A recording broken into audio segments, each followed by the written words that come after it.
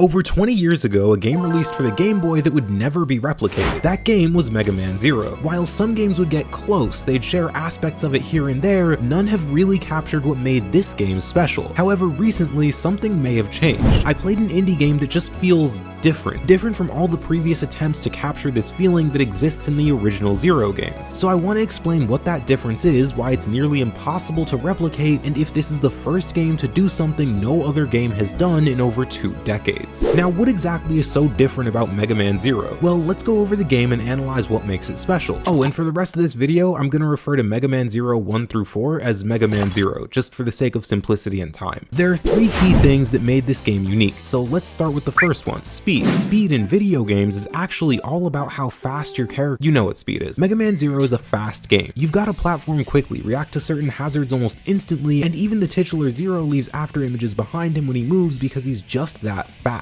Speed is a crucial part of what makes these games feel so unique. There's this brilliant feel to it that's almost impossible to properly describe, but it's something only the best 2D platformers have. You know when you watch a speedrun for certain games and the whole thing just feels visually satisfying? Well, there are some games that can give you that same feeling but on a casual playthrough, games like Megaman Zero and Spectre of Torment. But this is just 1/3 of what makes Megaman Zero special. Let's talk about the second of the 3, precision. Speed almost necessitates precision. If your character and the game itself are moving at a fast pace, your actions must be precise, as if they're not, you risk your game feeling unfair and clunky. This precision can be seen in the fact that it takes exactly 1 frame to completely shift your momentum and turn in the opposite direction. You can see this in games like Hollow Knight 2, where it doesn't take any time to instantly turn around. Naturally, you need this level of precision in stages where hazards can jump out at you instantly, but you also need this in boss fights where your opponent attacks so relentlessly that you don't have time to build up momentum. Some of these attacks come out so fast that if you took even 10 frames to turn around, you'd just get hit every single time. And with how challenging these games can be, that wouldn't really work. Now, it's only when you combine both speed and precision that you're able to achieve the third and most important part of what makes these games feel so unique, something I like to call flow. This shouldn't be confused with flow state, since that's a separate phenomenon that can absolutely be achieved without speed and precision. Flow is just a made-up term that I feel best describes the combination of speed and precision that leads to this feeling after completing a section where you think for just a brief moment that you might be one of the best gamers alive. This feeling of flow sort of exists in some great platforming games like Mario Odyssey and Celeste, where with the right combination of jumps at the perfect time, you can fly through entire sections like you're a speedrunner with thousands of hours under your belt. Speed, precision, and flow. These are the 3 pillars that make Megaman Zero so special, so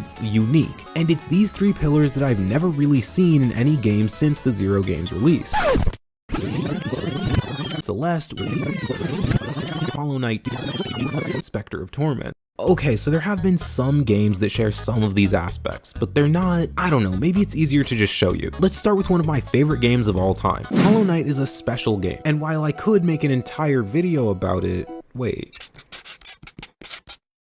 Anyway, Hollow Knight captures precision. This is obvious from just watching the game, but you really feel it when you wander around Hollow Nest and encounter its friendly inhabitants. It's actually because of this precision that I love Hollow Knight so much. Sure, the world is great, the music is exceptional, but the gameplay, man, the gameplay is just something else. I remember running into this big guy for the first time and instantly thinking, hang on, this could be special if the enemies and abilities are designed well, and fortunately, that's exactly what happened. Hollow Knight is home to some of my favorite bosses and combat-related challenges in any game. However, it's certainly not Megaman Zero, and just like with precision, you can probably see this from the footage alone. That speed is missing, and by extension, so is the flow. There's no flying around the stages and slicing through enemies as you do it. It's a distinctly different style. The expansion to Shovel Knight, Spectre of Torment, on the other hand, does often capture that speed, but it's not quite fast enough. Granted, you've got the rail mail, which is pretty close to the speed of Zero, but with the inability to instantly change and crucially keep your momentum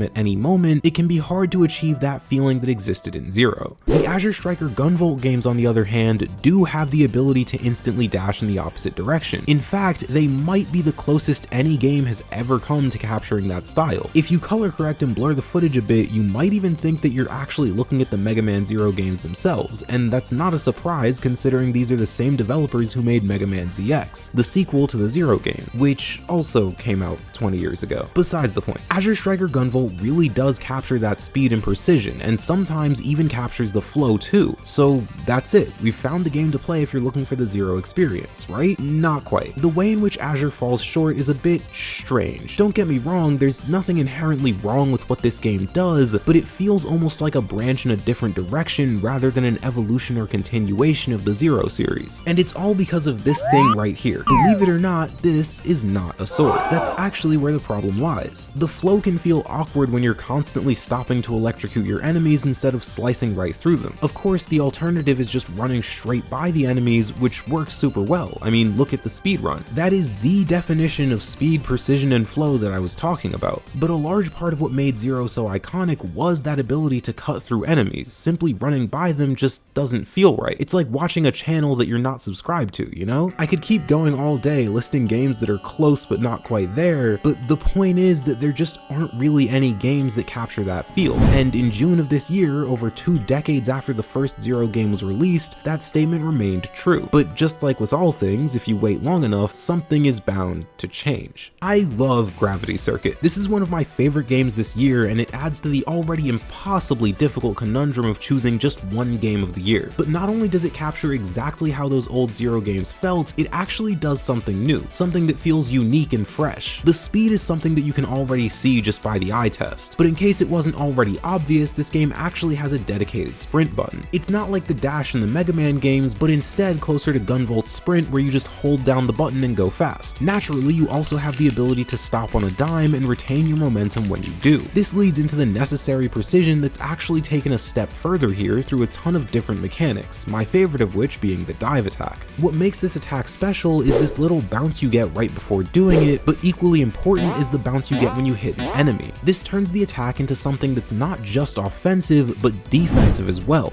This is part of why I say the game does something new. It adds these attacks that don't just function as offensive tools, but utility tools too. The grappling hook is the perfect example of this, and it allows us to swing straight into the flow. The hook isn't just a ranged option, something that's very deliberately limited here for reasons I'll get into in a second, but it's also great for utility as well. As you fly through these stages, you can literally fly through the sky by using your grappling hook to cross massive gaps that you wouldn't be able to otherwise. But let's talk about the single most brilliant mechanic in this game, the grab ability. When you defeat an enemy, you can grab them and throw them at obstacles or even other enemies. This acts not only as an extremely potent projectile, but both as a reason and a method to defeat the enemies around you. This grab isn't only used on enemies though. You can grab anything from shields that you steal from them to missiles that are flying right at you. This exemplifies that multifaceted attack that I was talking about earlier. The lack of projectiles is important too, as now you have to defeat enemies if you want the safer option of using projectiles. Equally, this lack of projectiles adds to the precision because you're forced to confront your enemies directly instead of hanging back and playing it safe. But it's how the game uses all of these tools at your disposal that really makes it special. From moving platforms that you have to swing below to cross massive chasms to floating bombs that you'll bounce off of, these new additions aren't half-baked afterthoughts. Each and every one of them was well thought out and considered when designing not just the enemies and stages, but even the bosses as well. All of this together with the speed, precision, and flow make Gravity Circuit not just a reminder of the past, but a bridge to the future.